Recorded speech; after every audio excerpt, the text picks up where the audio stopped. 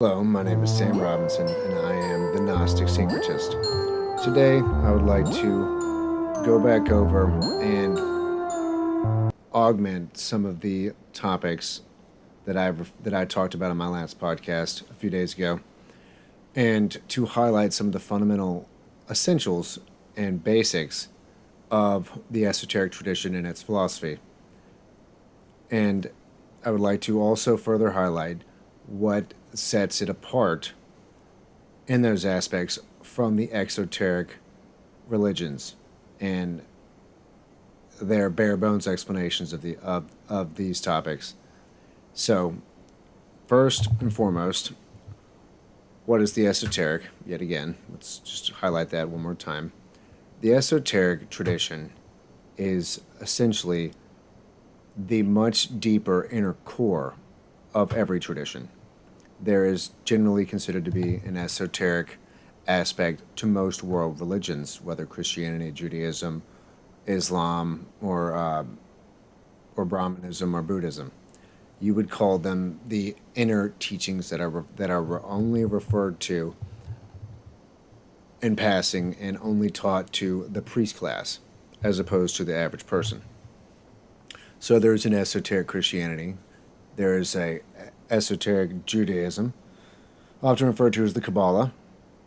There is an esoteric Buddhism, which some would just refer to nowadays as theosophy, and so on. So there has always been, as far back as there's been religions, there has been an inner teaching. There's an esoteric teaching beneath the ostensible exoteric teachings that the average person and the masses of humanity get from get from their priest class in those religions, whether Islamic, Judaic, Christian, or Indian religion.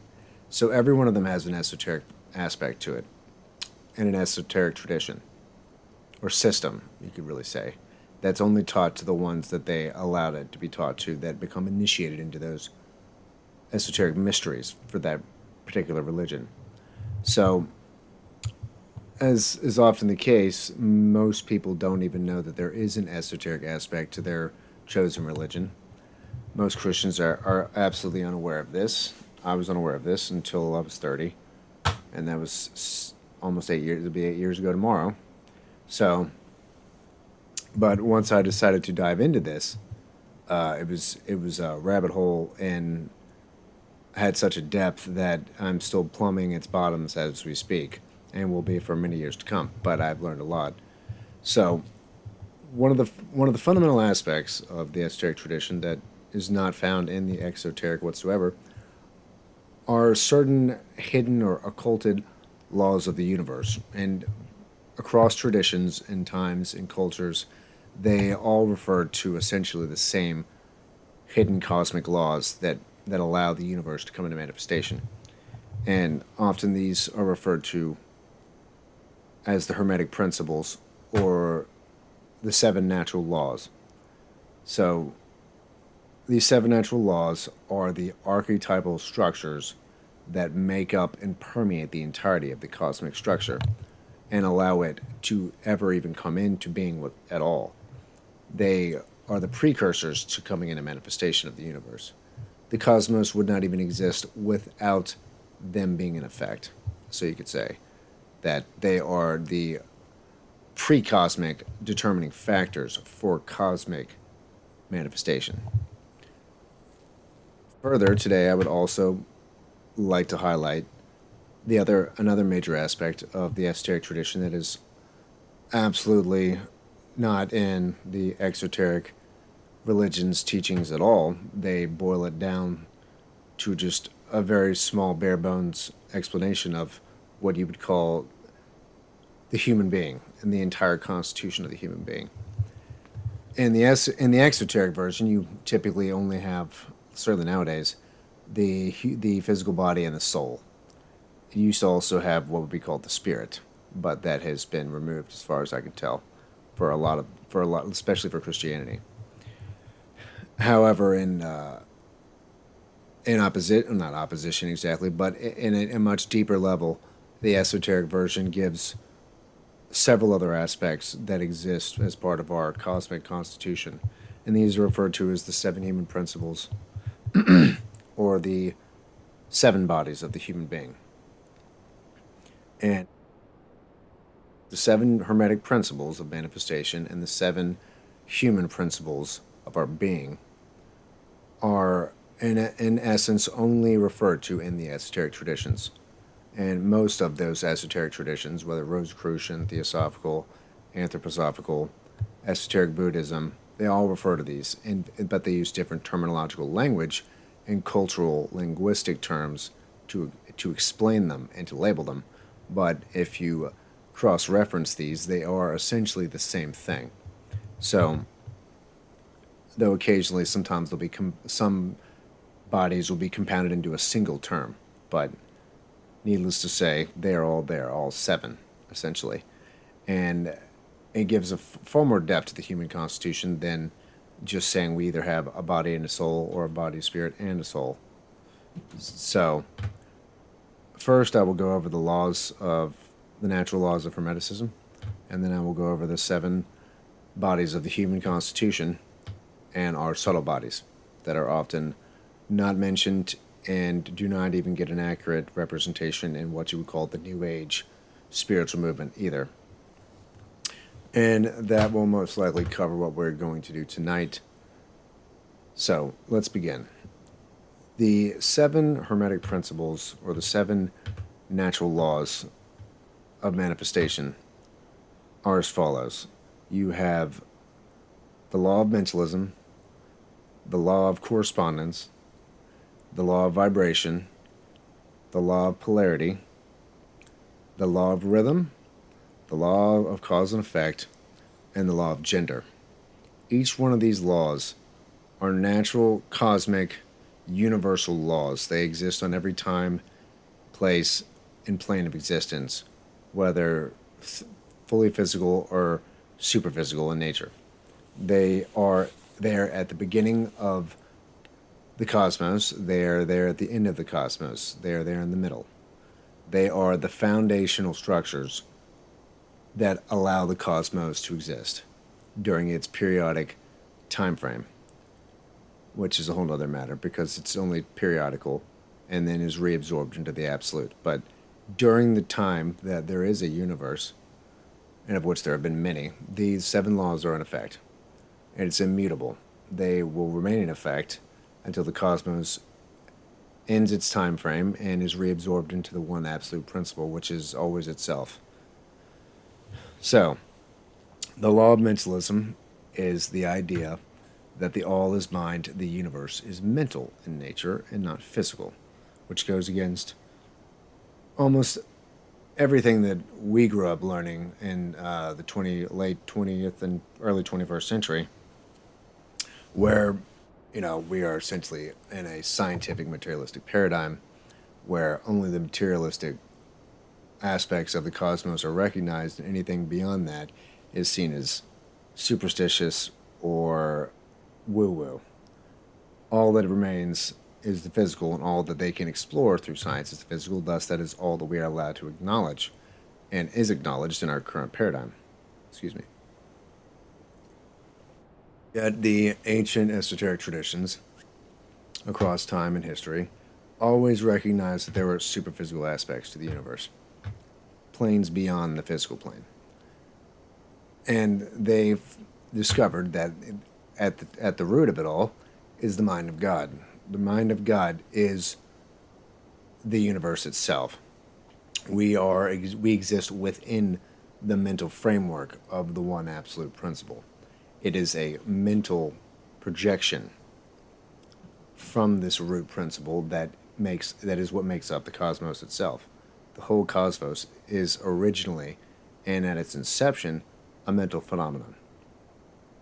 It only becomes objectified on down the evolutionary chain to where we get to where we are now, where it seems like it's physical.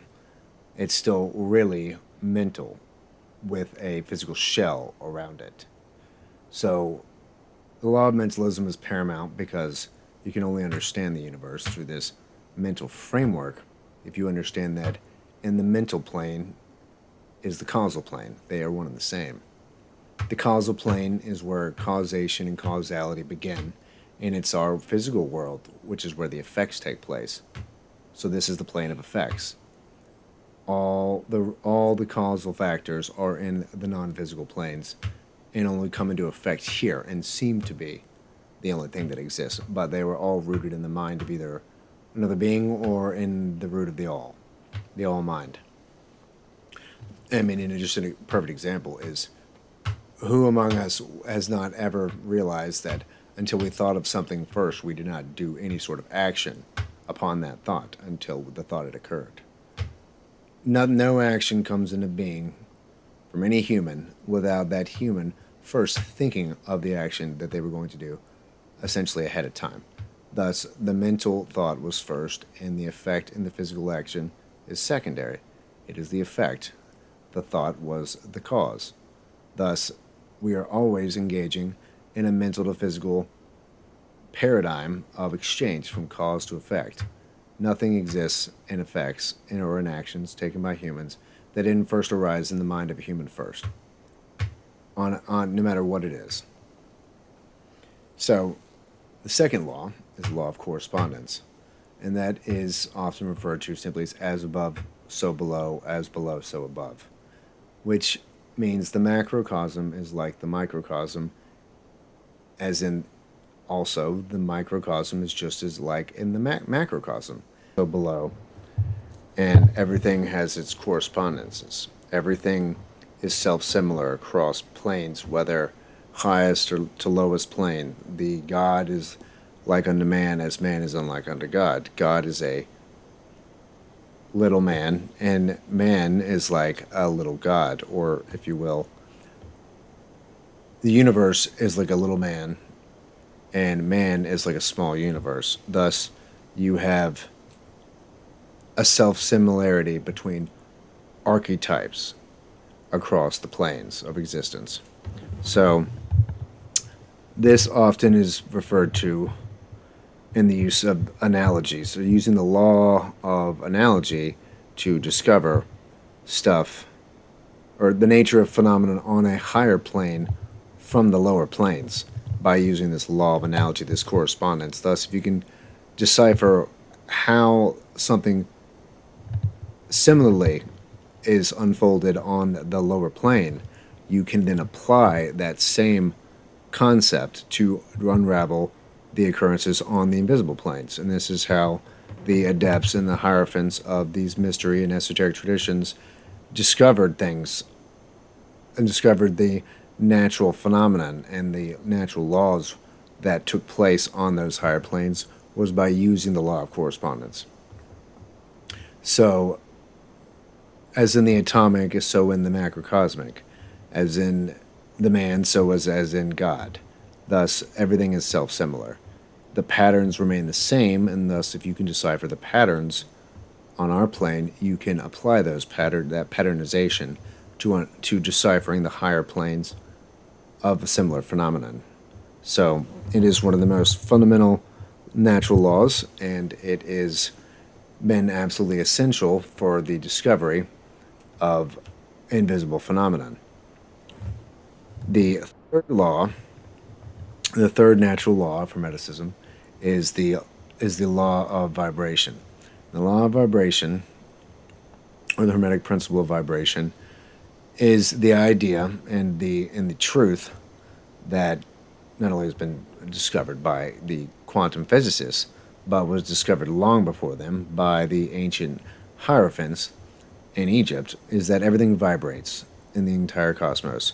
Everything is in a state of vibratory rate. The rates differ according to the rarefication of the phenomenon itself. Gross matter vibrates at the slowest rate of vibration, while spiritual aspects of the cosmos vibrate at a much, much higher rate of vibration. So nothing is at rest in the entire cosmos. Everything is an eternal, ceaseless, vibratory motion. And it never ceases. Whether you can discern that or not is regardless of the fact that it is in motion. Thus, even the table I'm sitting in front of right now is in a state of vibration, though it's so slow as to seem as at rest. While you could say the human spirit is at such a rapid rate of vibration that it almost also seems like it is at rest. Yet everything is in motion, ceaselessly and eternally in vibratory motion. And these vibrations are what differentiate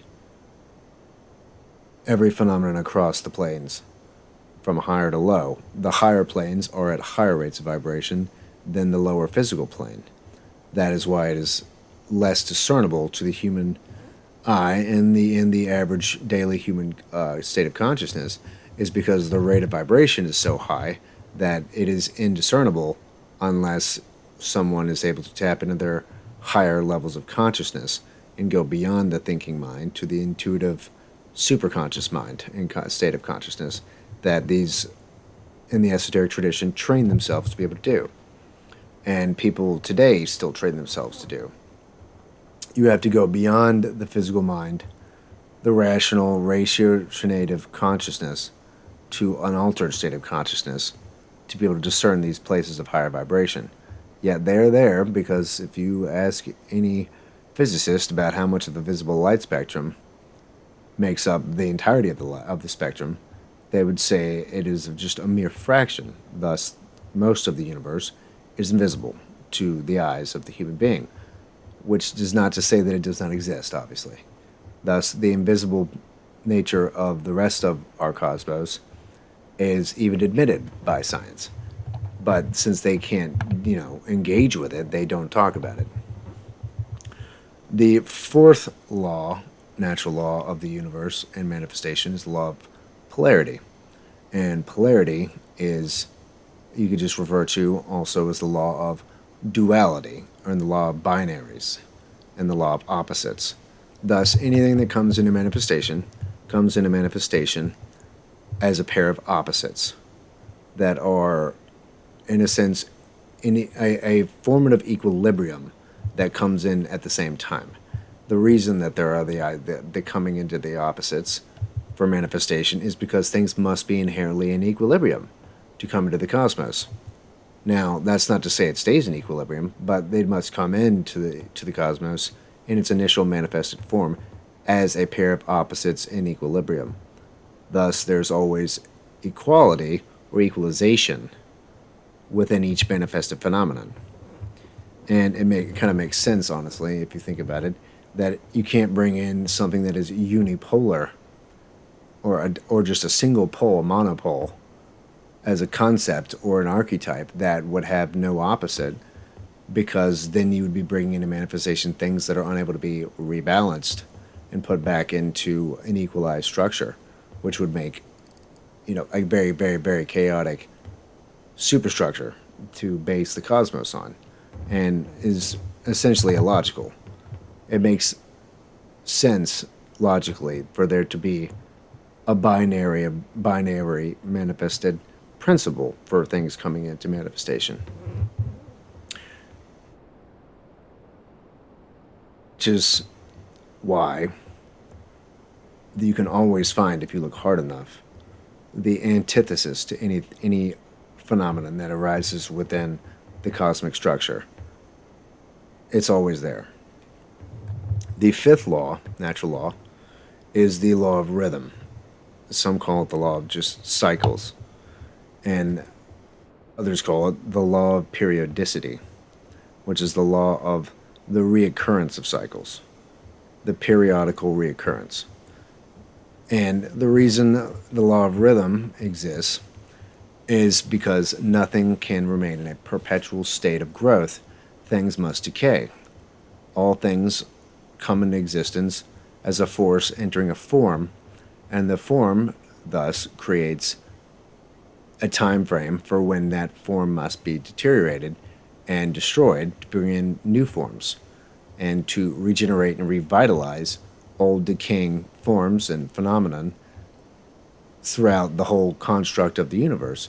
If there was no deconstruction for renewed reconstruction and a renewal, everything would stagnate. You would have just an eternally decaying universe without even means of regenerating itself.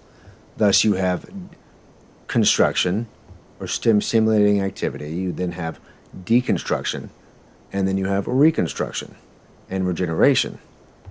Thus, the whole universe is in a constant state of rhythmic reconstruction and deconstruction and construction.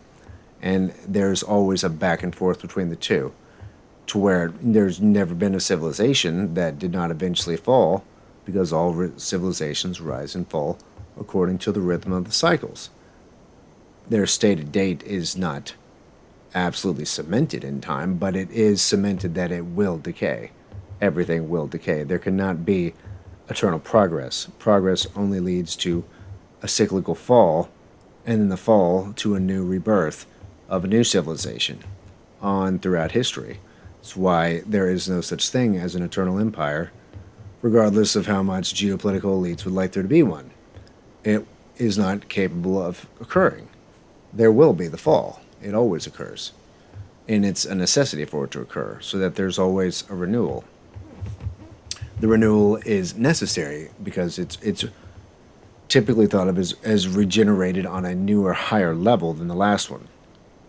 Even if it takes time to even get back to where that state was originally, when it decayed, the next form will always be of a higher type when it surpasses the state that it was in originally before it decayed. The next form will become out on a higher level. The sixth law of Hermeticism and natural law is the law of cause and effect, which is typically exactly as it sounds. There is the causal plane and there's the plane of effects. The causal plane is the mental sphere and the higher planes, and the sphere of effects and the plane of effects is the physical world. And thus, every effect has its cause, and every cause will have its inevitable effect, regardless of the time frame in which this must occur and take place. This is also tied in with the idea of karma and past lives, but karma, meaning karmic reciprocity, always exists between effect and cause, between activity and reaction by the cosmos to that activity. There will be a resulting cause. Every time there is an activity that takes place, whether good or bad, there will be a resulting causal expression related to it at its inception point, and then there will be a resulting effect or reaction to that causal factor that took place. And there's no way to mitigate this law. The effect will always occur, regardless of when and why and where. The effect is inevitable. Thus, the universe is structured and orderly in its seeming chaos by this law. Things are always equal out in the end. It is almost like a law of compensation for activity itself. The compensation will occur. No matter when it occurs, it does occur. Even if it seems to be so far removed from when the activity took place as to be unnoticed by the individual or the phenomenon that occurred as a result of that cause. Thus, the universe has, in some sense, a system of operation that always is orderly, even if it seems to be in chaos. The seventh Hermetic law and Hermetic principle is the natural law of gender, which is essentially a very important one for the current day and age we live in, with so much going on around the concept of gender. But the natural law of gender states that there are only two, and that they have not specifically anything to do with the human being and their sex types. It has to do with a super cosmic archetypal concept of masculine and feminine energies that exist in all phenomenon from God to Adam, which you could also see as the repulsive and attractive principles. All things either attract or repel their opposite or sympathetic rapport with something of a similar type. Thus, there is always a masculine and feminine attraction or repulsion between all phenomenon. And even every being, such as the human being, both either male or female, seemingly, both have the opposite energy type within them as well. All men have feminine energy as parts of their constitution, and all female have masculine energies as part of their constitution. something that is very much a necessity to remember in our current era of 2024, that both types of humans have both types of energy, and it is inherent and innate to them to have that. In men, they have a very strong feminine aspect to balance out the masculine form, and in the females, they have a masculine energy within them to balance out the feminine form. And they manifest in different ways, but it is innate and intrinsic to both beings to have a balance of both energies, except at this point in time, the social engineers have exacerbated and polarized the opposite aspect in each type. Thus, men are becoming more feminine and women are becoming more masculine because cultural concepts have realigned the sex types to the opposite of their intended manifested energy type. But that is a podcast for another day. Okay, so those are the Hermetic principles of manifestation. Every one of them, regardless of which one it is a requirement for the manifested cosmos to come into effect. There would be no cosmic superstructure or a universe without all 7 laws being in effect at all times. Now, other topic today is the 7 human principles, or the 7 bodies of the human being. We'll just go over them real briefly, and I'll just list them off real quick, and then we'll try to, then I'll just give an explanation of each one. The first one is obviously the one we're all familiar with, which is what's called the dense body or the physical body. And it is the vessel which houses the rest of the principles. The second principle is called the etheric body or the etheric double. And it is also referred to occasionally as the vital body. It is very close in proximity and synergy with the physical body. The third body is the astral body, or some refer to it as the emotional body. And it is the one that we interact with when we go to sleep, and if we do astral projection, and when we engage with our emotions. The fourth principle is the life principle, or the prana and chi, the life energy that makes up all living beings. There's nothing in the cosmos that is a being, or that it even exists, that doesn't have the life principle.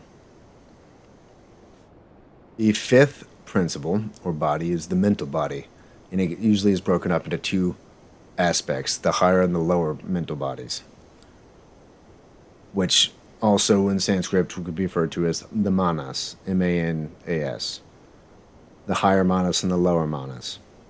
And the lower manas, or lower mind, is the one most associated with rational intellect and with sense-perceptive form. The higher mind is the intuitive aspect and the superconscious aspect of our constitution, where we are able to use it, if we ever gain access to it, to perceive higher worlds. Now, the last 2 principles are sometimes compounded into one, but we'll go over them individually. The 6th principle is called the spiritual soul, or buddhi, B-U-D-H-I in Sanskrit and in Theosophy. The 7th is simply referred to as the spirit, or the divine spark in the monad, and it is called the Atma, and often is referred to as Atma Buddhi because they build off of each other. They are required to work as a combined form, because the divine spark is the force that is then put into the vehicle of Buddhi as itself. Thus you have the monad using the vessel of Buddhi for its manifested expression in the incarnating individual. Thus they are basically inseparable, one going with the other. You can't have Atma without a vehicle, and you cannot have a vehicle without something to give it life and motion and in its essence. Thus, the spirit is in the spiritual soul, which is its vessel. and one moves the other and the other one houses it. So they are absolutely inseparable. So these are the 7 human principles, and they are never mentioned in any topics by exoteric religions. At most, they might give you the 3: body, soul, and spirit, never the other ones. And often nowadays, you just hear about the soul, all too often having the spirit neglected or essentially projected as the idea of the spirit. The soul has become the concept of spirit when they were never actually the same concept at all. The soul is the containment field for the soul, for the spirit. And the spirit is the one that is actually tied in with immortality and eternal life as the monad, and the soul is typically referred to as something that may or may not partake of this immortality. So, these are the 7 Hermetic laws and principles for manifestation.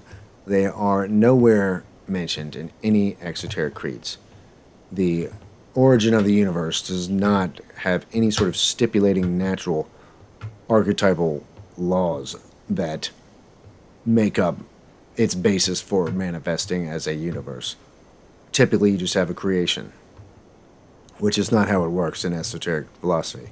You have one absolute, eternal, unconditioned, unmanifested principle or essence called the absolute, which emanates as in it. Everything that exists in the cosmos is encased within its own being, and it's not separate. There is only one thing in existence, and everything exists within it, which is emanationism. Often, esoteric cosmology has been referred to as a monotheistic polytheism, one absolute principle manifested in a plethora of countless, innumerable phenomenon, which are all still the absolute one principle, but its different aspects as a manifested essence. Thus, it is a far more grand, philosophical, and metaphysical concept of deity and of universe than you see in exoteric creeds, which, growing up in American Presbyterian churches, you certainly hope there's something like this out there, but you don't ever run across it. So, I think that these ideas from the esoteric tradition, these truths, which almost all the traditions agree upon, those basic truths of the human principles, the laws of manifestation, and the one absolute principle, as opposed to an anthropomorphic deity, they all traditionally agree on these ideas. Now, they don't agree on training methods, the techniques for evolving consciousness. They have different paths for that, and different techniques for doing it, whether East, West, Rosicrucian, Theosophical, Anthroposophical, or Esoteric Buddhist. They'd use different methods, but they all agree on cosmology. They all agree on universal laws. They all agree on the nature of the human being and its principal makeup, which you could say is essentially a systematic rapport that exists between these esoteric traditions and their iterations throughout history. There is a common theme and a common structure for the more metaphysical aspects of their teachings, which makes them seem to be more accurate and more likely because they agree across time and across culture, when those cultures never really intersected at all, and maybe hundreds of years apart in different languages and in different places of the world with different backgrounds, yet they all came to the same conclusions. And I think it is absolutely essential today for humanity to know more about these things, to know about themselves, to know how their constitution is made up as a whole holistic being, and the different latent bodies that exist within each one of us, how we can activate them, and how we can use them to push humanity forward. But if all we think we are is a physical body, and then we die, and the fact is that we actually have 6 other bodies that are just as important as the physical one, and in some cases slightly more important, at least when it comes to understanding the nature of spirituality, then we are missing most of the picture and are being sold a bill of goods that disempowers us as a species. Furthermore, if we do not understand natural laws, the natural laws beyond the physical laws that have already been discovered by science, then and say that there are others that do know these laws, then we are at a disadvantage, which is very clear because the global power elite have definitely studied these topics and are using these laws and our ignorance of them against us. And if we do not understand them, if we don't understand natural law, there is a power differential that exists between us and the elite, and they will win and expose us to them, to their winnings every time. But if humanity were to wake up and grab the power latent within them and grab the knowledge that exists about natural law and work in unison, they would never be able to stand a chance against what a unified spiritual humanity awakened to natural law and their own natural divine endowments could do. They would be written out of history, as you could say. So this is my second podcast. My name is Sam Robinson, and I'm the Gnostic Syncretist. And on our next podcast, I'm going to want to go over maybe a couple of the traditions of the esoteric movements from the ancient world, like maybe Neoplatonism and the Platonic philosophy, Gnosticism, as well as just some of the other mystery traditions, like maybe the Eleusinian mysteries or the Assyrian or Odinic mysteries or the Druidic mysteries that have existed once in the past and have been lost to history, but their ideas remain with us today, and their ideas are just as important today as they were then, even if the people that enacted their religious concepts and principles are long gone. This is a perennial tradition, the esoteric tradition, and it is alive still today, and thus their knowledge is still pertinent to us today, even in the 21st century. So I'm Sam Robinson. This is the Gnostic Syncretist, signing out, and thank you for watching, and we'll see you next time.